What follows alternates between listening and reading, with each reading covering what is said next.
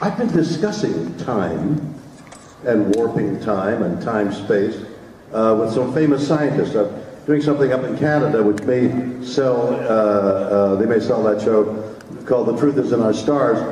And I've talked to Michio Kaku and David Suzuki and Dr. Stephen Hawking. And I tried to get through his book, A Brief History of Time. It's not brief.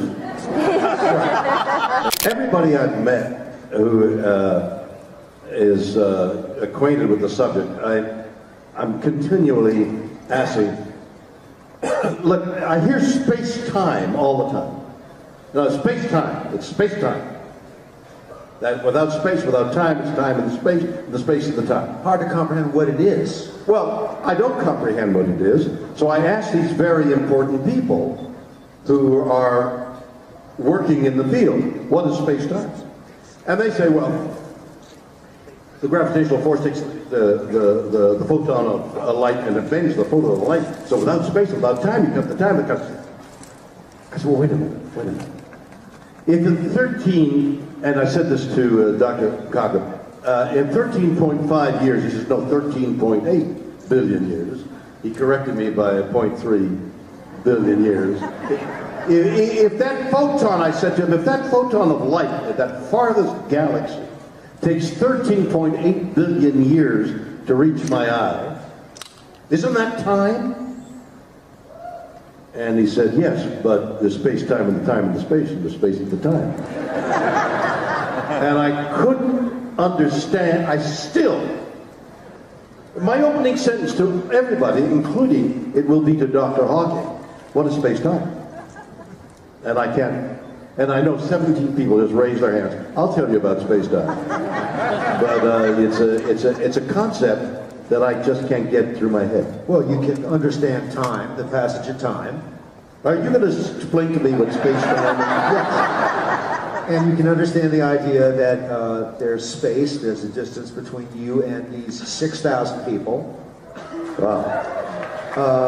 You said that with a measure of pride, too. Yeah. Creation, 6,000 people are in the audience. But it takes a certain amount of time for you to pass from here all the way over to the other side of the auditorium. Right, that's space.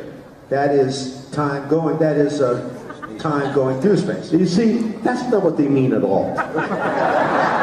That shows me that you have no idea.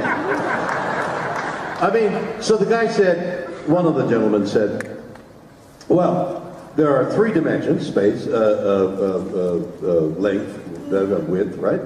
And then you add the concept of time. So something happens within that space, you got time. That's the 4th dimension. Yeah. And I said, well, I get that. Something happens within a cube, and you have time, and then you have length and breadth and width. And I get what's the 5th dimension, I said. That's a fantastic band. A fantastic band. That was my first thing. So I said, just give me another, because he said there's 11, then he said there's 17, and then I heard lately there's 26 other spaces, dimensions, multiverses. No, wait a minute. So I said, well, just give me one other dimension. I don't care about 16 or 17 or 26. What is the 5th dimension? What is it? Give me another dimension. And the answer is, we can't conceive of that. You know, right. So